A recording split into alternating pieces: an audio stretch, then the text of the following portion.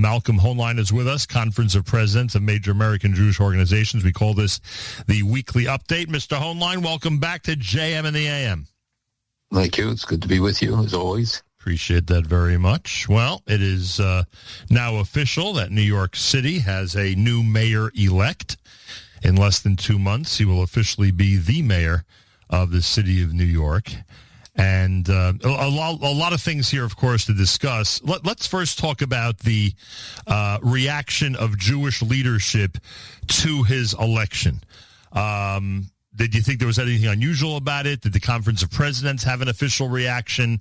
Other rabbinic and community leaders around the city? What do you think of the way people reacted to Tuesday's events? So I think there were multiple reactions. On one level, some people were stunned. I think the reality had not set in on them before. On many others, judging by the turnout in Jewish neighborhoods, certainly understood the immediacy and the importance. I think the mobilization on the part of the community was remarkable, and a message of what we can do and how much more we have yet to do, and especially more educational efforts within the community about the nature of the political issues that we confront and the personalities. But I think I have a lot of questions about the buildup and about how much the focus on his anti-Jewish attitudes from the very beginning of his candidacy really helped us or hurt us. That I think you see from the exit polls and from some of the studies done that for many people that was an incentive, or that the vast majority of his supporters agreed with his position on Israel. And so there's a lot that we have yet to unpack and to study about what is the best approach and how to do it, rather than having it a more general approach to what his plans are and what people are not fully cognizant of the agenda of the, quote, democratic socialism. Because it has the word democratic, I think a lot of young people are fooled about what the real intent is and the real impact.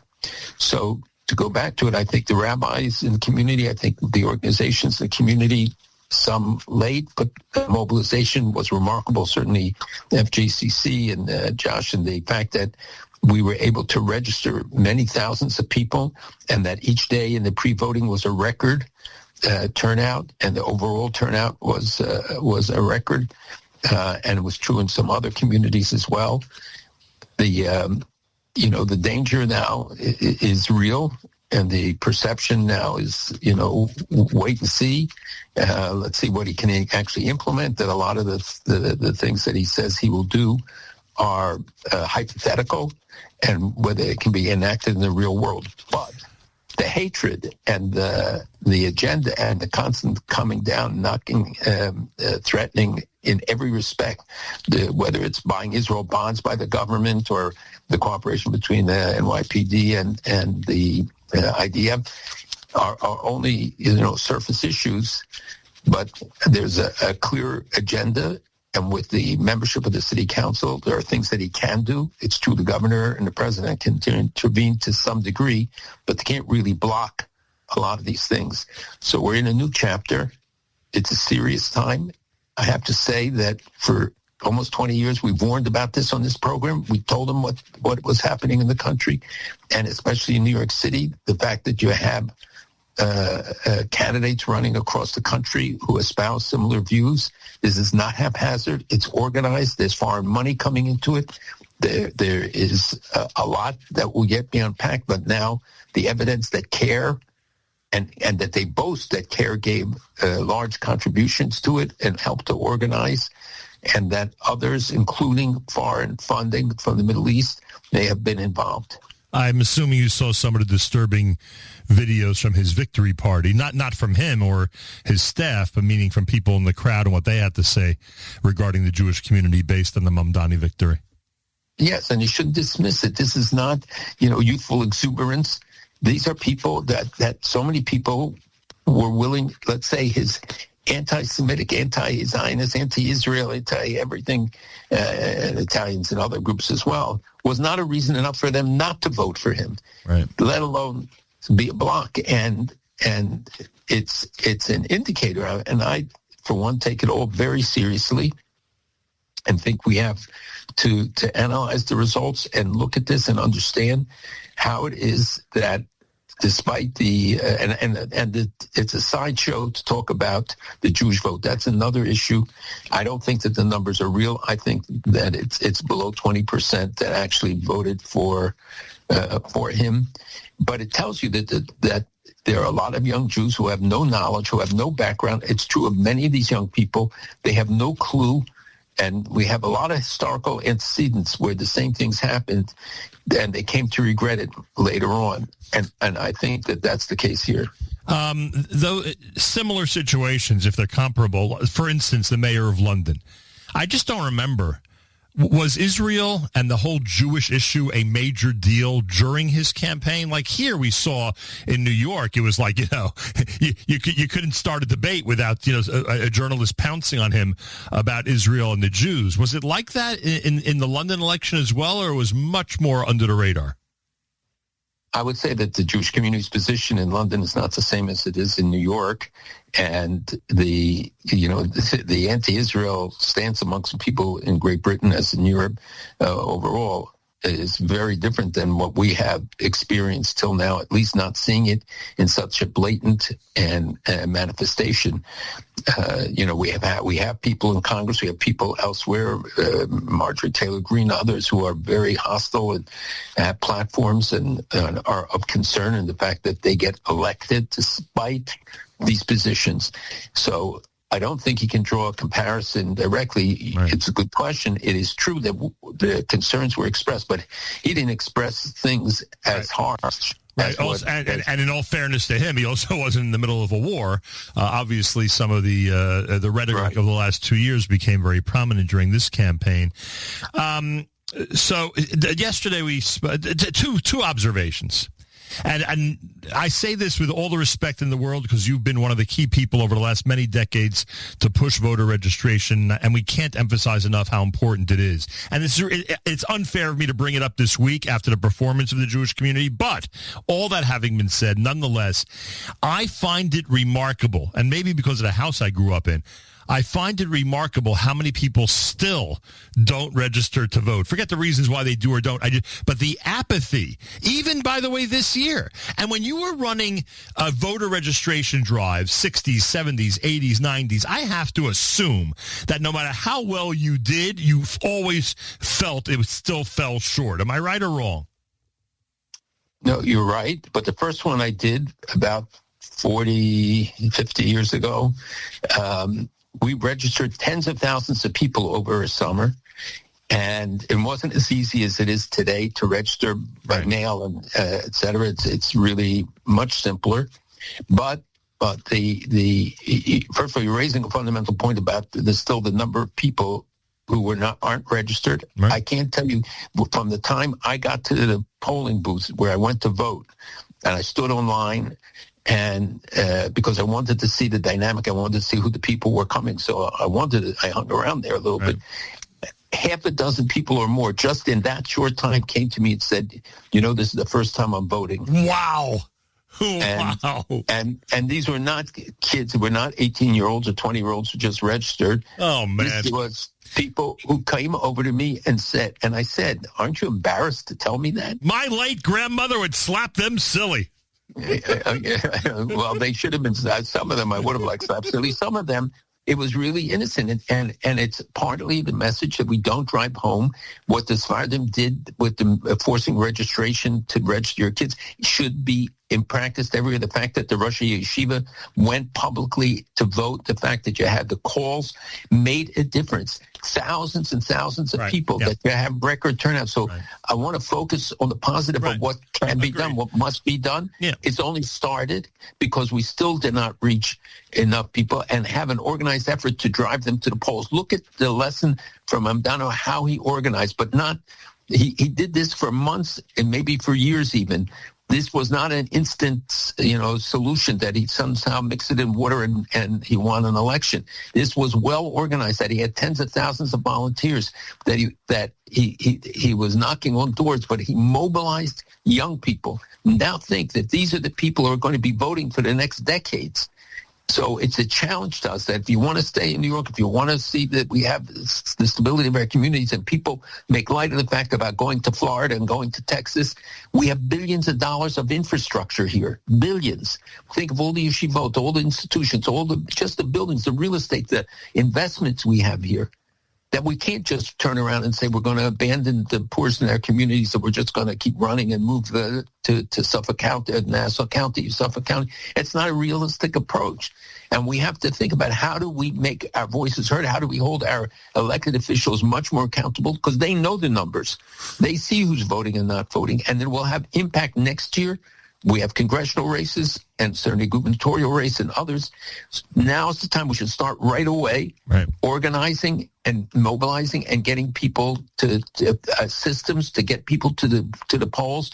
And I have to say, I'm disappointed in organizations. I won't mention them, but one that I built and the fact that they were nowhere to be seen and no role, as opposed to a lot of the community groups who did a great job in getting people out and getting, registration, making it a reality. Even though you're not recommending, or you're certainly reminding us that a move to Florida, Suffolk County, etc., is not for everybody. Nonetheless, there are people, and I know that you, to a certain degree, and maybe to a full degree, there are people who nonetheless are reminding everybody that we have a state of Israel, thank God. In fact, Harav David Stav, who you know well, is going to be sitting in this studio on Monday. He's in the middle of a major push for diaspora Jews to think about Israel. I don't think he's pushing the panic button because of Mamdani. I think he's just using the opportunity to get people to think a little bit about possibly moving to the Holy Land. And also, I'm sure you've heard that now the Knesset is either set to or already has passed a law where the first couple of years that one who is from the diaspora lives in Israel, there'll be no Israeli state income tax for those Olim.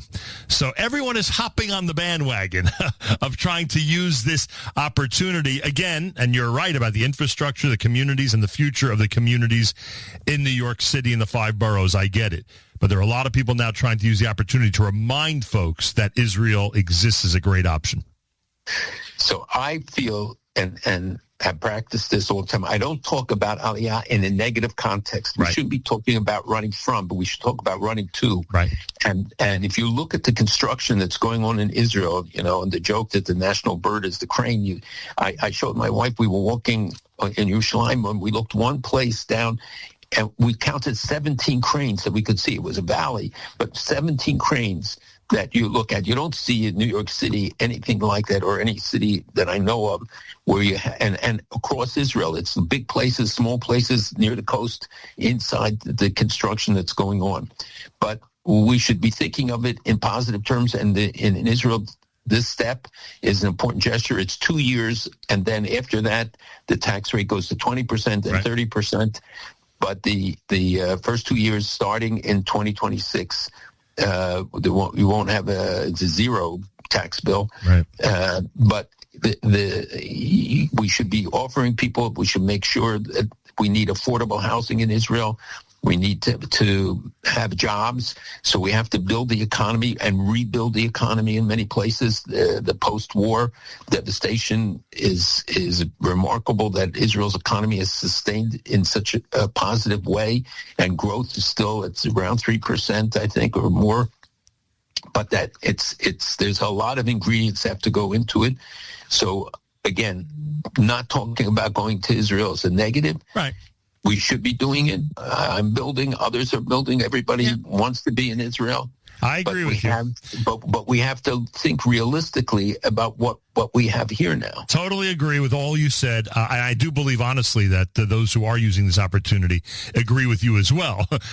They're just using the atmosphere to get people to be more focused about it. And can you believe that the state of Israel has caught up to the state of Florida when it comes to state income tax? I know it's only for 2 years, but now when everybody in New York always says, I'm going to Texas, I'm going to Florida, I got to go to a state without income tax, at least they could now toss Israel into the conversation, as you said, for at least a 2-year period. It's America's one and only Jewish Moments in the Morning radio program.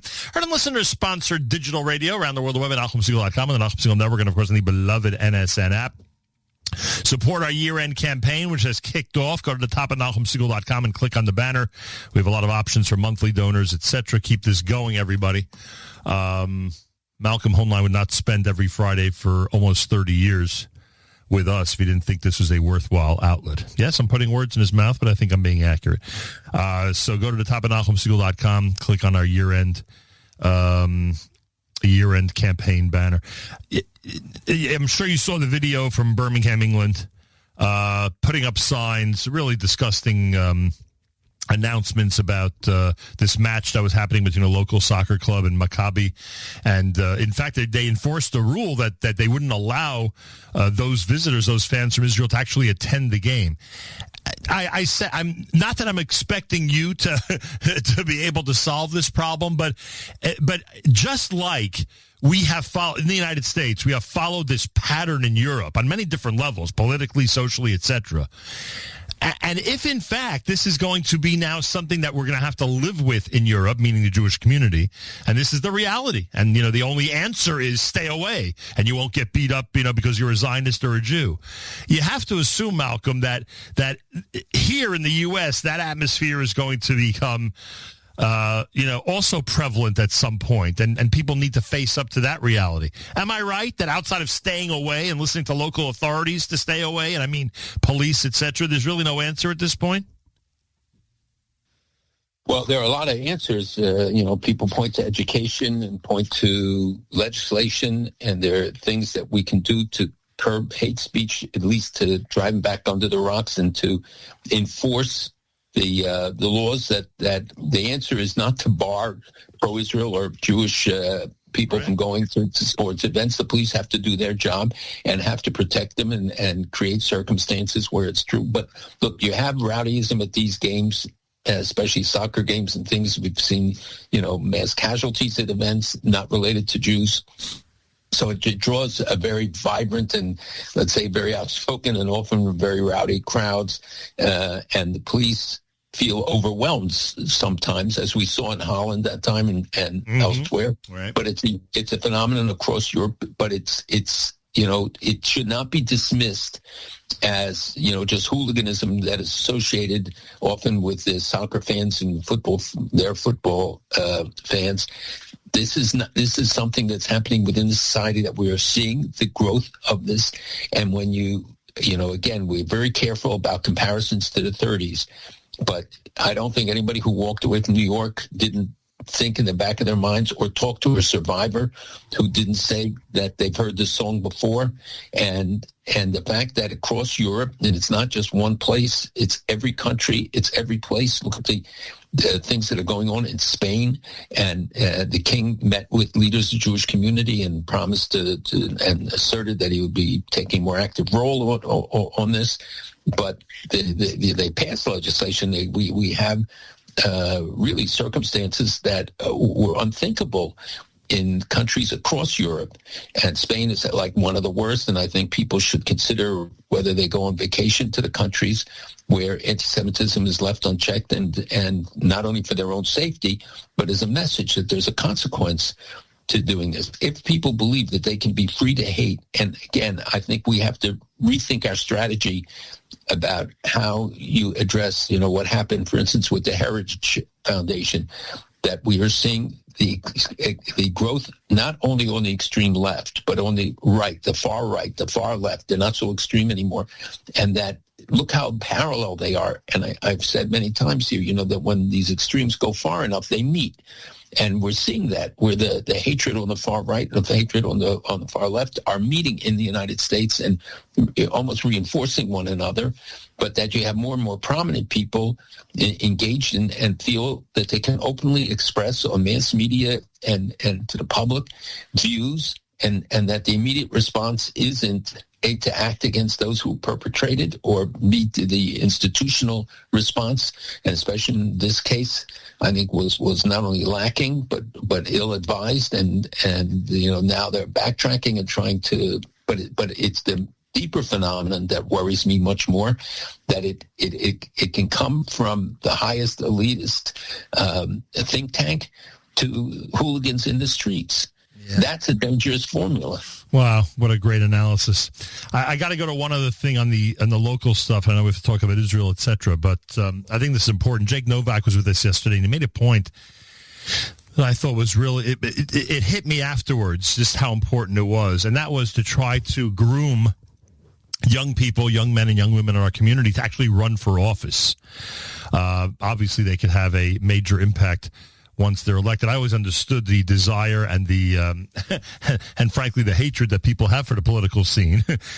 It's I don't know if every Jewish parent would endorse their child going into politics for a variety of reasons, but it's really important. And you've always made the effort to meet with young people in schools of journalism, to meet with young people who have the potential down the road to have great influence. And I think it's way too late when members of our community become big in media. You know, people expect them to run for office and make a difference. They're really comfortable and fine the way they are. Is there a way to identify, I don't know, is there a way to start a high school program or a post-high school program to identify those in our community who have the qualities to actually run, be appealing on a massive basis, not just to the Jewish community, down the road and make a difference in that way? Absolutely. And as you know, I advocated for getting young people involved, going to schools to speak, to get them to at least focus on the issues which are so relevant. The truth is, though, that we are dumbing down our kids. We can't, maybe the general populace can afford it. We can't. We can't afford that people not know what really happened during the Shoah or what is happening in Israel or what the challenges are, what the nature of the candidacies, that people tend to dismiss politics as irrelevant when it's the most relevant thing, and often in determining the quality of life, the issues, the things that we care about most, and then look back with regret for the failures not to act. So I think absolutely schools, number one, have to do a much better job educating. Nobody talks about current events anymore in schools like when we grew up, right. Where we at least talked about the issues and educated them. I see often when the boys, older boys who come to sukkah or stuff, and some of these issues are raised, they have no idea what we're talking about. Right. And you can't impose it. It's something that has to be educated, and we see those that are interested. The community absolutely should elevate the idea of public service and help facilitate it, that people can make a living and serve the community, whether through the organizations of the community or through political involvement and general involvement in at all levels, city, state, and the federal level. And Malcolm, if there is a yeshiva high school principal out there who knows of a great candidate for what we're talking about, they should reach out to you, because you'll be more than happy to step in and give a pep talk and a little bit of training to that young man or young woman. I will be very happy to do it. I speak every year at Manhattan High School for girls before Yom Ha'atzmaut or after. And I have to tell you, I get the best questions of the year from all the speeches, all the appearances. I get it from them. And you can see that you can maintain all the standards of religious education of the girls, and at the same time prepare them, activate them. Again, you can't enforce it on people, and it's not 100%, but you see the potential for this. I see the potential for this amongst them and amongst the young people that I meet, and people who will stop me, sometimes young guys on the street, and say, can I walk with you because I want to ask you some questions? And some who listen to the show. I think we have to rethink. And the problem is that it's very hard to bust through. I'm very frustrated, as you can hear, because, again, I invested 10 years in one organization, which at the time was an elite, and it was completely absent from the scene. And this is their responsibility when a lot of local communities had to be forced into doing it, while others took really activist role, and you see the results. Yeah, and you know the reason why, because they're worried about the relationship with the new mayor down the road. I mean, that's got to be the reason why. That's not the only reason. There is a culture that's developed where this is looked down upon, where people mock those who do get involved. And I will tell you, there's no greater reward than knowing that you made a difference in people's lives, that you could save the community, whether on individual or a collective basis. But think of all the problems that our institutions run into, and if they're going to be meeting deaf ears because we're not a relevant community, we're being marginalized. We have to be much more vocal. We have to be ready to stand up on this stuff, and we could do it. We saw it now. You saw how many Rabbanim and others took an active role and what a difference it made in the community to elevate them. And people now saying to me, as I said, not just the first time to vote, the first time they thought about the issues. Right. Well, sometimes it takes somebody who won't condemn globalize the intifada to motivate the people that you just mentioned. But again, I got to stay positive because you are presenting a much more positive outlook. In fact, every time I think it's all over, Malcolm, all of a sudden you're giving this boost of confidence in the Jewish world. Well, I will tell you that we owe Dano a thank you, because he really woke up large segments of our community to a reality that is growing in this country. You know, we look at what's happened in Europe, and it's very easy, or much easier, I should say, to look at distant countries and say, look at the anti-Semitism there, look at the promises they brought, look what's going on in London, what's going on in Paris, and not look at home. It's much harder because you have to face a different reality, and you have to come up with solutions, and you have to think about what the consequences are for your kids, for your grandchildren. What are you going to tell them? You didn't learn from 80 years ago. You didn't learn from what was happening over the last decades in Europe and what's happening in those communities. Why are we immune from any of those things? We're not. Thank God this is not at the same level, but there were 800 Muslims running for office. I have nothing against Muslims running for office. The problem is that many of them are indoctrinated, and many of them espouse these hostile views, and you have other candidates of other backgrounds. So it's not hypothetical anymore, but people have to open their eyes and be willing to confront it. Funny you say about the debt of gratitude to Mamdani, because Rabbi Haber, after the election, said that we have to remember not only did Haman not kill one Jew, he also did one of the greatest things of uniting the entire Jewish people. He brought an awareness, but the answer was Lech Kenosos Kol HaYehudim. Right. The answer is that we have to be unified, that the divisions in the community have to be contained and put aside, and that we work collectively. And those who engage in the individuals or others who go against the interests of the community also have to be held to account. What have you heard about this man who was arrested and sentenced to prison in Iran, a Jewish man? What have you heard? You're usually up on the latest coming out of Iran's Jewish community. What have you heard? So we've been working on his case for a long time. He's an American Iranian. He has family here. I've met his members of his family. But more importantly, we've monitored this case for a long time. They actually changed the law in Iran. He's being charged for a visit to Israel 13 years ago. And why the people go to Iran is another story. I know everybody says, why do they go? What are they all about? That's not the issue. The issue here is now this guy. And I think it's unrelated. It started before, I think, the war, or I think it was independent, but they have a law that forbids visits even retroactively to Israel. Wow. So he's being charged for a visit 13 years ago. The law was that you got 4 years in prison. Now they cut it down to 2 years, and he's already served. He's been under arrest. So we don't know what the ultimate outcome will be. But, Iran so far this year has executed, and I'm not saying he doesn't face execution, more than 1,500 people that we know of. So we know that the number is really much greater than that.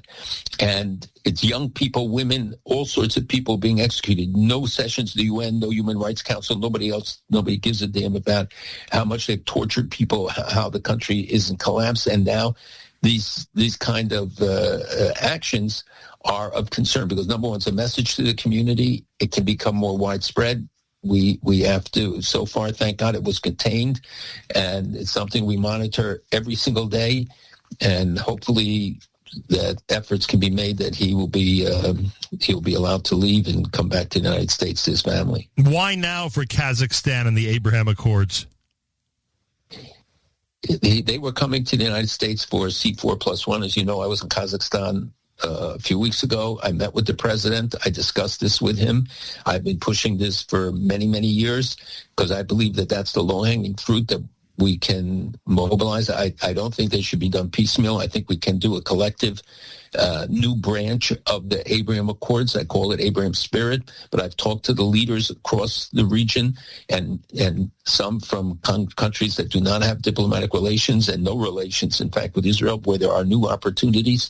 So I think that this was an effort to show the expansion, because Kazakhstan is a huge country, for one thing, and has a lot of mineral wealth, energy, a lot of opportunities for Israel to expand the existing ties. but also to open up now a sort of Asian track, which I believed all along was a mistake. We haven't pursued it, and I personally have pursued it with them.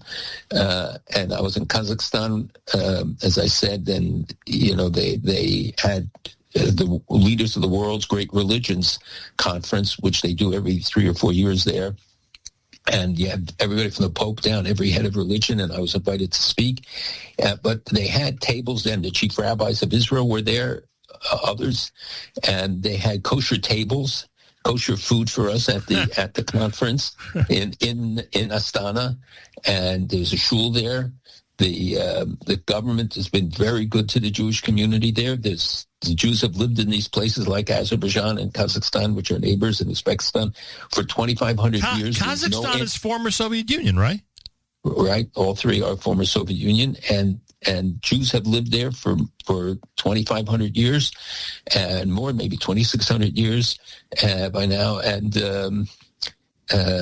they don't experience anti-Semitism. I could walk with the yarmulke in places, and they a great respect. So this is, I hope, will trend to many others joining this team. How did Moscow give up all those natural resources? I mean, and now we have to go back, I guess, to the Gorbachev era. But how did it work? I assume it was Russia or what was known then as the USSR that had access to all of Kazakhstan's natural resources at that point. Correct? That's true. And in all these countries, you had their missile launchers, right. The satellite launchers and stuff. But these countries were more independent. The further you got from Moscow, the more independent, like Georgia. Georgia was also part of the Soviet Union, except that it was a Christian country. These are Muslim countries. Right. And, in World War II, hundreds of thousands of Jews found refuge in those in Azerbaijan, Kazakhstan, and mostly in Uzbekistan, in Samarkand and Bukhara, and you see all the Bukharan Jews. So Jews have a long history in these places. It's even in the Gemara about the mountain Jews. And the references to these communities, some believe it came after the Churban Abayit, the destruction of the first temple. Some say later, some say even earlier. Is it different? Was it different with the Western countries? Did Moscow have a much bigger hold on Lithuania and that area? But also, again, these were countries that had more independence than, let's say, the countries that were part of what they would call the heartland. But these countries, especially because they were Muslim, by the way, moderate Islam, and practice there. It's a secular Islam almost in Azerbaijan and in Kazakhstan. There are changes that are taking place in some of these countries, and you see more burqas, you see more religious observance. But this has been going on. This is a long history that was largely ignored. We did the first event ever in New York to honor the presidents for what they did during World War II. When's the Abraham Accord ceremony? Is going to be one? It was yesterday. There was a meeting in the White House anyway. Oh, the president of Kazakhstan was in the White House already? Yes. Oh, cool. Look at that. Snuck in under the radar. He was there yesterday for that conference, which was set up largely for this purpose, but also building the cooperation with the U.S. Again, something that I worked on for a long time and discussed with the president. And I want to do another C4+1 with Israel, and maybe Israel and the U.S. Very soon. Have you altered your opinion about whether we're going to early elections in Israel or it'll be the final quarter of 2026? Well, it becomes harder to think of it being too much earlier. It could be a March election. Time limits, but it could be. I think June is a more likely time, and because of Yom Tov, because of things that always intercede in the Jewish calendar always gets in the way of everything. And July and August, they refuse to have an election during the summer.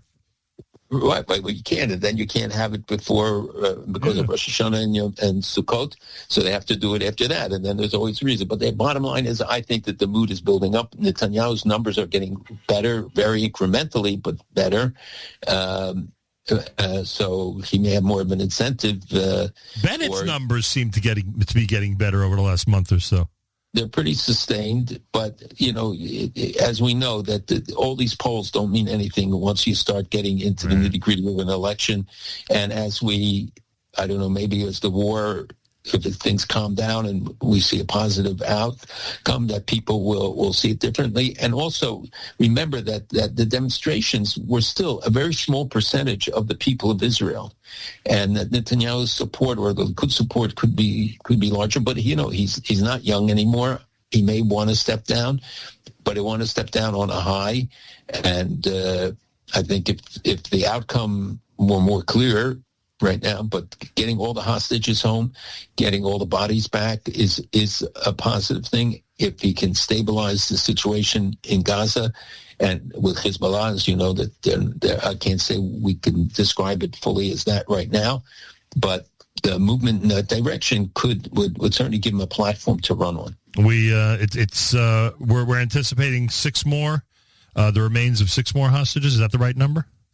Right.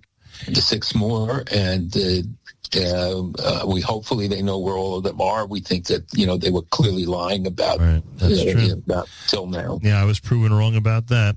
I underestimated the enemy. Maybe he'll retire, the prime minister, and they'll give him a post as chairman of the WZO. You never know with the way things are going right now. He'll take his son's job. Yeah, he'll ride off into the sunset in an even more irrelevant position.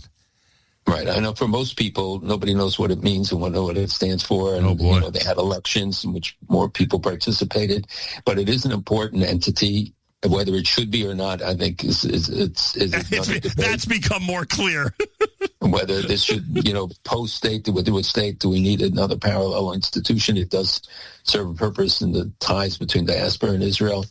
But I think this latest exhibitions have been embarrassing, and it's very tied to the political parties in Israel, and their fortunes as Lapid pulled out, and all the deals that they made fell apart. Yeah, it's funny. I of course always think about my father during these episodes. I've told you this a million times, that once the state was established, he led a campaign to basically abolish the Zionist movement, which would apply to WZO as well.